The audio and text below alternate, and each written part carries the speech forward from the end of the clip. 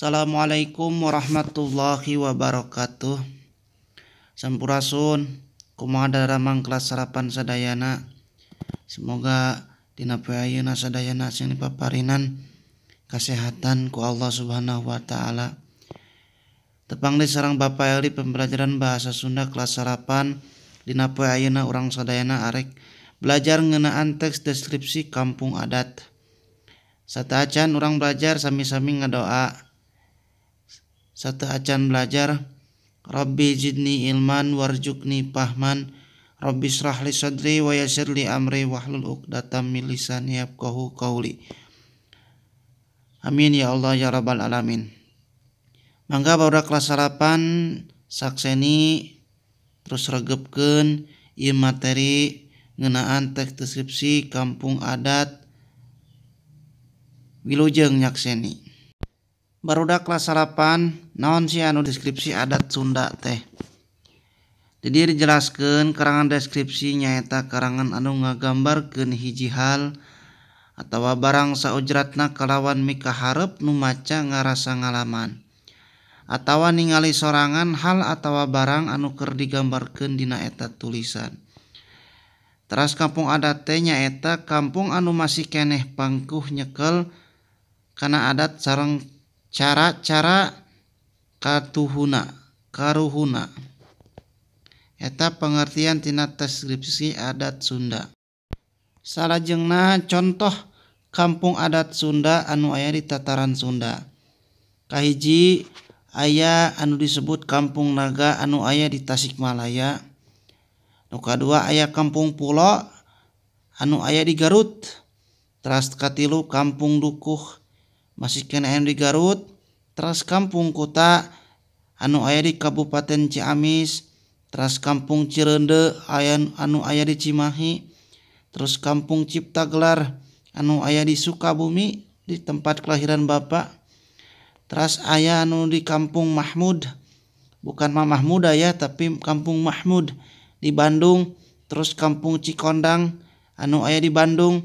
Kampung Arjasari oge anu aya di Bandung. Kampung Urug anu aya di Bogor. Teras Kampung Sindang Barang anu aya di Bogor. Nah eta contoh-contoh kampung adat Sunda anu aya di Sunda kitunya. Materi bahasan kampung adat Sunda. Kampung Gede Kasepuhan Ciptagelar. Perenahna di Kabupaten Sukabumi, persis nama di Kampung Sukamulya, Desa Sirna Resmi, Kecamatan Cisolok. Di ditu di sisi laut Palabuhan Ratu, disaprak kantor Pemda Kabupaten Sukabumi pindah ke Palabuhan Ratu. Rada leuheung ka kota teh teu jauh teuing jiga baheula basa Pemda Kabupatenna di Cisaat keneh. Najan teu jauh ka kota sarta geus rea kagiridi ku jalma nu ngadon ulin, masyarakat Kampung Gede Kasepuhan Ciptagelar mah pageuh keneh nyekel tari paranti adat warian para kaluhur. Boh wangunan imah, boh hirup kumbuh sapopoena.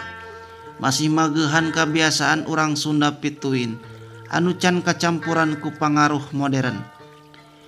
Di kampungan Ciptagelar mah wangunan imahna oge potongan imah panggung tina bilik keneh. Nu disebut imah panggung teh imah anu aya kolongan. Jangkung kolongna kira-kira 60 cm. Lamun rek unggah ka imah teh kudu neceh heula golodog. Anu ditunda handeupeun panto hareup biasana tina batu tatapakan. Anu wangun pasagi opat jeung badag. Ketah wangunan imah oge handapna make batu tatapakan. Anu sarua jangkungna. Anggang ti batu ka batu teh paling 3 meteran. Wangun susuhunan lolobana segi panjang jeung jure. Sok ditambahan emper dina bagian hareup jeung bagian tukang. Hateupna oge dina daun tepus, eurih atawa injuk. Moal mantak bocor najan hujan gede oge. Da ditumpukna rekep pisan. Sedeng minangka lantena tina palupuh. Babagian imah diwangun ku tengah imah paranting ngumpulna sakabeh anggota keluarga. Pangkeng atawa kamar paranti sare, padaringan atawa goah paragi nenden beas, jeung dapur paranti masak, lianti imah pangeusi lembur, didinya oge urang bisa manggihan bumi ageng. Leuit jeung saung lisung, kumaha wae di pakampungan Sunda baheula. Anu disebut bumi ageng teh nyaeta paranti ngariungna masyarakat lamun aya pasualan anu kudu dibadamikeun. Biasana dijajaran ku sesepuh lembur anu disebutna sesepuh girang. Tah ngeunaan leuit lamun dina basa Indonesia mah disebutna lumbung tea, paragi nenden pare. Wanguna jiga imah ngan leuwih leutik, sisina ditutupokan ku bilik, hateupna ku injuk. Leuit teh paranahna di sisi perkampungan. Unggal imah pasti ngabogaan leuit, jadi moal pacorok pangaboga. Di deukeut wangunan leuit diwangun saung lisung nyaeta saung paranti nutu sakumna pangeusi lembur. Saung lisung mah ngan hiji dipake ku saralembur, ku kituna mangpaat saung lisung teh lianti paranti nutu oge tempat campur gaulna atanapi sosialisasi orang lembur. Aya sababaraha adat kabiasaan anu tetep dipiara ku orang cipta gelar. Rupa-rupa upacara geus biasa dipigawe, geus puguheun anu patali jeung kahirupan hiji jalma mah. Ti mimiti ngandung, ngalahirkeun, ngubur bali, merengaran, nyunatan keur budak lalaki, ngawinkeun nepi ka maotna teu weleh dibarengan ku upacara anu dikokojoan ku sesepuh girang. Anu beda ti batur dina upacara tatanen, diprak-prakana rek tatanen biasana dimimitian ku jarah ka makam karuhun lembur anu aya di wewengkon Bogor Sukabumi Kidul jeung Banten Kidul. Anu indit jarahna mah teu kudu sarareang ngabring, cukup diwakilan ku sesepuh girang jeung reng-renganana. Di kuburan para karuhun ieu, sesepuh girang jeung reng-renganana ngalantangkeun doa amit rek ngamimitian ngabaladah. Geus rengse jarah, sesepuh girang balik deui ka lembur, mawa iber iraha ngamimitian ngagarap huma. Peutingna rek ngabaladah, di imah sesepuh girang diayakeun upacara salametan anu dihadiran sakabeh tokoh adat jeung sesepuh lembur. Tisaprak der tatanen rupa-rupa upacara teu eureun-eureun dilaksanakeun. Dimimitian ku upacara muka huma atanapi ngabaladah, teras upacara ngaseuk mimiti melak binih, upacara mipit samemeh panen gede dimimitian, teras upacara serentaun saenggeusna beres panen, teras upacara nganyaran mimiti ngadahar hasil panen, ngadiukeun ngampihkeun pare ka leuit, jeung upacara ngahudangkeun mun rek ngadahar pare anu geus didiukeun diteundeun dina leuit. Anu kasohor sarta sok remen diwartakeun dina koran, majalah, malah remen dipindangkeun dina televisi nasional nyaeta upacara serentaun. Malah dina upacara serentaun masok didatangkeun ku turis mancanagara sagala. Lianti turis lokal teh upacarana memang ngahaja dipindangkeun keur lalajoaneun dina usum upacara serentaun ieu. Kampung Cipta Gelar lir jadi kampung wisata. Kesenian-kesenian tradisional model ngagotong pare, ngagondang jeung sajabana dipintonkeun ku masyarakat anu khusus menang milih sarta didangdanan anu pantes. Anu dagang-dagang cenderamata khas Kampung Cipta Gelar oge loba. Pang-pangna barang-barang kerajinan tina anyaman model boboko, teras dudukuy, teras hihid, teras sajabana. Tuh geuning kamonesan urang lembur oge bisa payu dijual, bahkan dijual ka pancanegara.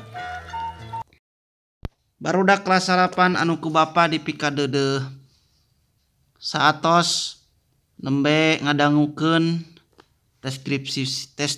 deskripsi ngeunaan kampung adat Cipta Gelar. Ayeuna bapa bade masihan Pancan Mandiri.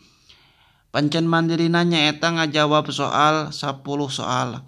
Kahiji, di mana perenahna kampung adat Ciptagelar teh. Terus kadua, naha disebut kampung adat. Terus katilu, kumaha wangunan imah nu aya di kampung adat Ciptagelar. Terus jentrekeun, jelaskeun. Nu kaopat tina naon bahan-bahan material imahna. Terus nu kalima sebutkeun babagian imah jeung keur naon wae fungsina. Nu kagenep naon fungsina bumi ageung teh. Terus nu kajuduh wangunan naon anu fungsina pikeun ngayakeun hubungan sosial di antara masyarakat Ciptagelar. Nu kadalapan sebutkeun upacara-upacara anu biasa diayakeun anu aya patali jeung kahirupan hiji jalma. Jeung nu terakhir nyaeta sebutkeun upacara anu patali jeung tatanen. Terus nu sakapuluh upacara naon wae anu kasohor nepi ka sok dilajoan ku turis mancanagara.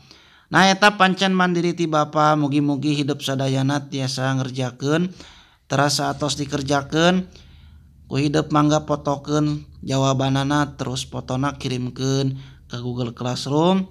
Tah mung sakitu pancen mandiri ti Bapa. Mudah-mudahan sadayana tiasa ngawaler, tiasa ngerjakeun kalayan anu ikhlas. Barudak kelas 8 sadayana anu ku Bapa dipikareus. Dina poe ayeuna mung sakitu materi anu tiasa ku Bapa dipika hatur hapunten bila aya kelepatan tina cariosan. Mudah-mudahan pembelajaran urang sadayana dina poe ayeuna aya mangpaatna tur berkah, tur aya dina karidhoan Allah Subhanahu wa taala. Urang sami-sami wae tutup pembelajaran poe ayeuna nyaeta ku membacakan Alhamdulillahirabbil alamin, istighfar 3 kali. Astagfirullahaladzim, astagfirullahaladzim, astagfirullahaladzim. Disempurnakeun ku doa kafaratul majlis. Subhanakallahumma wa bihamdika asyhadu alla ilaha illa anta astaghfiruka wa atubu ilaik. Assalamualaikum warahmatullahi wabarakatuh.